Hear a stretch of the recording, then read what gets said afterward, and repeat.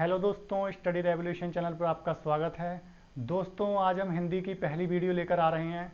वैसे तो दोस्तों मैंने इस चैनल पे पहले भी कई एक वीडियो डाल दी हैं। आप हिंदी की और वीडियो हमारे इससे पहले जो चैनल है, इससे पहले इस प्ले लिस्ट में जो जब आप जाएंगे तो नीचे और भी आपको वीडियोज़ मिल जाएंगी हिंदी की, वो आप जाकर देख सकते हैं। लेकिन फिर भी जैसे जब मैं एसआई कॉन्फिडेंशियल की तैयारी करवा रहा हूँ, उसमें मेरा एक सब्जेक्ट हिंदी का रहेगा, तो हिंदी की जब करवा रहा हूँ तो स्टार्टिंग से ही अच्छे से आपको तैयारी करवाई जाए। तो उसके लिए सबसे पहले मैं जो टॉपिक लिया है, मैंने सबसे ज़्यादा इम्पोर्टेंट टॉपिक है, ये है संधियाँ। दोस्तों, संधियों से एक से लेकर 2 या 3 क्वेश्चन आते ही आते हैं हर एक एग्जाम में। तो इसलिए आपकी संधियों पर पकड़ दोस्तों मजबूत होनी चाहिए। इससे आपके कम से कम 3 क्वेश्चन आसानी से मिलेंगे ही मिलेंगे। और जैसे जो मैं पढ़ाऊँगा यहाँ पर, उसको मैं अपने टेलीग्राम ग्रुप के चैनल के लिंक उसमें टेलीग्राम ग्रुप में डाल दूंगा। वहाँ पर आप पढ़ लेना, इसका रिवीजन कर लेना। और यहाँ पर तो मैं आपको पढ़ा ही रहा हूँ, यहाँ पर भी आप समझते रहिए। तो दोस्तों, संधियों में दो तरह की होती है संधियाँ। एक स्वर संधि होती है, एक व्यंजन संधि होती है। तो स्वर संधि में सबसे पहले आती है आपकी दीर्घ संधि। अब दोस्तों दीर्घ संधि देखिए आप, दीर्घ संधि। तो इन संधियों को बताने से पहले मैं दोस्तों आपको कुछ चीज़ें बताना चाहता हूँ। सबसे पहले तो आप इन कॉलम्स को देखिए। ये पहला कॉलम है, ये दूसरा कॉलम है, ये तीसरा कॉलम है। पहले कॉलम में रखा हुआ मैंने आ और आ। दूसरे कॉलम में ई ऊ रिर। तीसरे कॉलम में रखा हुआ ए ओ औ। तो इन 3 कॉलम अगर आपने याद कर लिए तो आपकी पूरी की पूरी संधियाँ दोस्तों खत्म हो जाएंगी। आपको कभी संधियों में डाउट नहीं होगा कि इसमें कौन सी संधि है, इसमें कौन सी संधि है।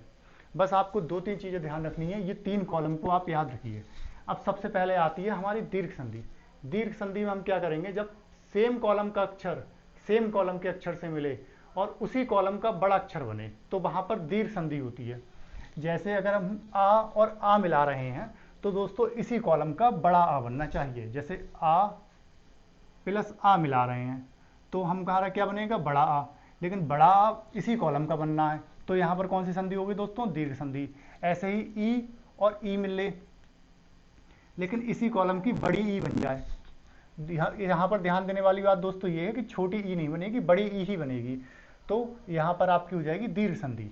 जैसे आपका धर्म प्लस अर्थ, धर्मार्थ। इसमें दोस्तों कंफ्यूजन जैसा कोई इशू ही नहीं है। यहाँ छोटा आ है, यहाँ पर भी छोटा आ है, तो यहाँ पर आपका बन गया बड़ा आ। जैसे छोटा आ प्लस छोटा आ, और यहाँ पर आपका बन गया बड़ा आ। तो ये आपकी यहाँ पर हो गई दीर्घ संधि। बहुत आसान है दोस्तों। दीर्घ संधि को पहचानने का तरीका यही है कि सेम कॉलम का अक्षर सेम कॉलम के अक्षर से मिलता है। ऐसे दूसरे कॉलम का अक्षर दूसरे कॉलम के ही अक्षर से मिलेगा और उसी कॉलम का बड़ा अक्षर बनेगा, तो आपकी वहाँ पर हो जाएगी दीर्घ संधि। कॉलम चेंज नहीं होता है दीर्घ संधि में। उसके बाद दोस्तों आती है आपकी गुण संधि। गुण संधि की पहचान कैसे होती है, देखिए। जब पहले कॉलम का अक्षर दूसरे कॉलम के अक्षर से मिले और तीसरे कॉलम का छोटा अक्षर बने। छोटा अक्षर जैसे ए होता है और ओ होता है दोस्तों। छोटा अक्षर यही तो छोटे होते हैं, बाकी ये ए होता है, ये औ होता है, ये हमारे हिसाब से बड़ा होता है, बचपन से हमको पढ़ाया हुआ है। तो जैसे आपका छोटा आ प्लस छोटी ही मिल रही है, तो ये आपका ए बनेगा, यानी कि तीसरे कॉलम का छोटा अक्षर। तो वहां पर हमारी हो जाएगी गुण संधि। जैसे आ प्लस ई, और ये तीसरे कॉलम का हमारा बन जाए ए छोटा, तो यहाँ पर हो गई दोस्तों गुण संधि। बहुत आसान है पहचानने का तरीका। अब जैसे इसका मैं एग्जाम्पल दूं आपको, नर प्लस ईश, नरेश। यहाँ पर आपका छोटा आ है, यहाँ पर आपका बड़ी ई है, और क्या बन गया आपका ए बनाया दोस्तों। तो यहाँ पर आपका हो गया गुण संधि। ऐसे ही आपकी अगली होती है वृद्धि संधि। अब दोस्तों वृद्धि संधि की पहचान करना बहुत ही ज़्यादा आसान है।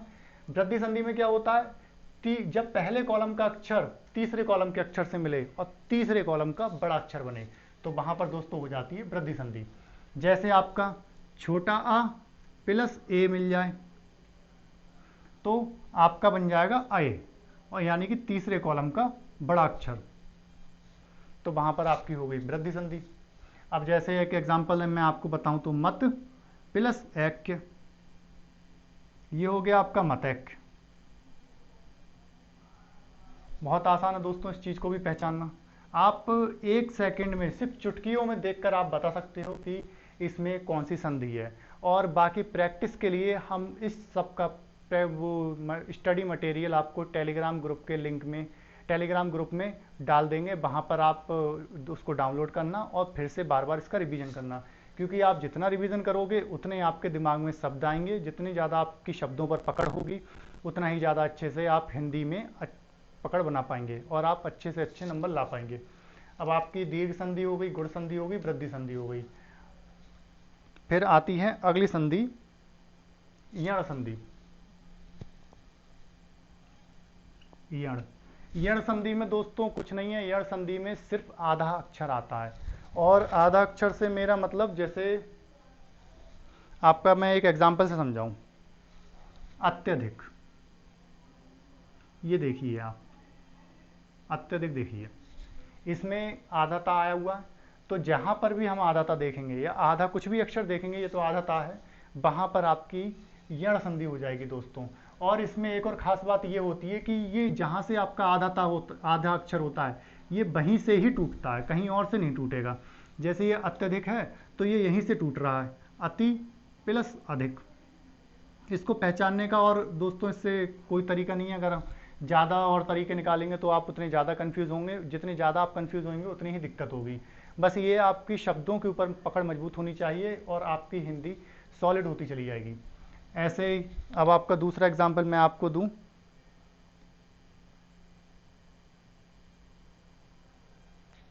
प्रत्येक। अभी आदत आ गया, अब यहीं से ये टूटेगा आपका, प्रति प्लस एक, प्रत्येक, यहीं से ये आपका टूट गया। यहां पर हो गई आपकी यण संधि।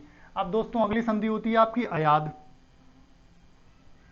अब अयाद संधि की पहचान क्या होती है? इसमें संधि विच्छेद करते समय तो आपका स्वर होगा और जब वो शब्द बन जाएगा तो वहां पर व्यंजन आ जाएगा दोस्तों। बस अयाद संधि की और कोई पहचान नहीं है।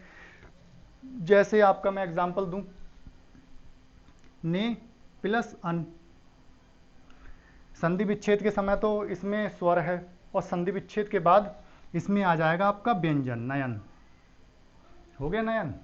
और बाकी इस सब का जो पीडीएफ मटेरियल है वो मैं आपको टेलीग्राम ग्रुप में डाल दूंगा, वहाँ से आप इसको और थोड़ी सी प्रैक्टिस कर लेना।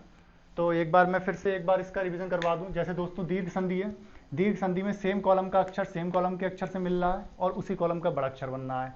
गुण संधि में पहले कॉलम का अक्षर दूसरे कॉलम के अक्षर से मिल रहा है और तीसरे कॉलम का छोटा अक्षर बन रहा है। वृद्धि संधि में पहले कॉलम का अक्षर तीसरे कॉलम के अक्षर से मिल रहा है और तीसरे कॉलम का बड़ा अक्षर बन रहा है। यण संधि में आपका आधाता होता है। और अयात संधि में दोस्तों आपका संधि विच्छेद करते समय स्वर होता है, जब वो शब्द बन जाता है तो वहां पर आपका व्यंजन हो जाता है दोस्तों।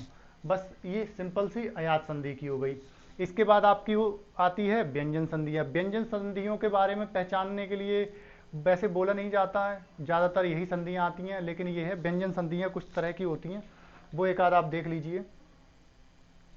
जैसे आपका वो तो अलग से ही पहचानने में आ जाती हैं, जैसे दिक प्लस गज, दिग्गज, ये आपकी व्यंजन संधियां हो जाती हैं। व्यंजन संधियों में ऑब्वियसली व्यंजन आता है तो वहां तो आप पहचान ही लोगे कि यहाँ पर व्यंजन संधि है बस। और विसर्ग संधि में विसर्ग आते हैं, वहां पर ही पहचानने में कोई ज़्यादा मुश्किल वाली बात नहीं है। बस दोस्तों है इसकी बाकी रह गई बात प्रैक्टिस करने की। जैसे कुछ शब्द कठिन होते हैं तो जो शब्द आपको कठिन लगे वो आप कमेंट में लिख दीजिए या फिर आप टेलीग्राम ग्रुप में वहाँ पर आप लिख दिया करना, मैं उसका आंसर आपको देते रहूँगा।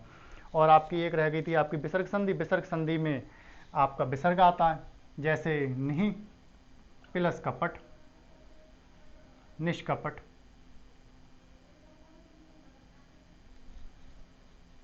ये आपकी विसर्ग संधि हो गई। ये भी आप आसानी से पहचान लोगे और इसकी प्रैक्टिस करने के लिए मैंने आपको बता ही दिया है सारा कुछ। बहुत सिंपल है दोस्तों, एक ही बार में आपकी सारी की सारी संधियाँ खत्म हो जाएंगी। ऐसी एक एक वीडियो हम हर एक सब्जेक्ट की, हर एक टॉपिक की लेकर आते रहेंगे और आपकी सारी की सारी तैयारी चुटकियों में ऐसे ऐसे तरीके लेकर आएंगे दोस्तों। आप बहुत आसानी से इस एग्ज़ाम को निकाल दोगे, आपके लिए कोई मुश्किल नहीं आएगी। हर चीज़ की एक यूनिक टॉपिक आपके लिए मिलेगा। अगर आपको यूनिक ना लगे तो दोस्तों आप हमारे चैनल से स्टडी मत करना, लेकिन अगर यूनिक लगे तो लाइक जरूर दबाना, और दोस्तों हमारे चैनल को सब्सक्राइब जरूर करना, और हमारी वीडियो को शेयर भी करना दोस्तों, जो आपके फ्रेंड्स लोग तैयारी कर रहे हों, ताकि उन लोगों को भी इस चीज़ का लाभ मिल सके, और जब आप उनको शेयर करोगे तो उस चीज़ का लाभ दोस्तों हमको भी मिलेगा। तो थैंक यू दोस्तों, हमारे चैनल के साथ जुड़े रहना।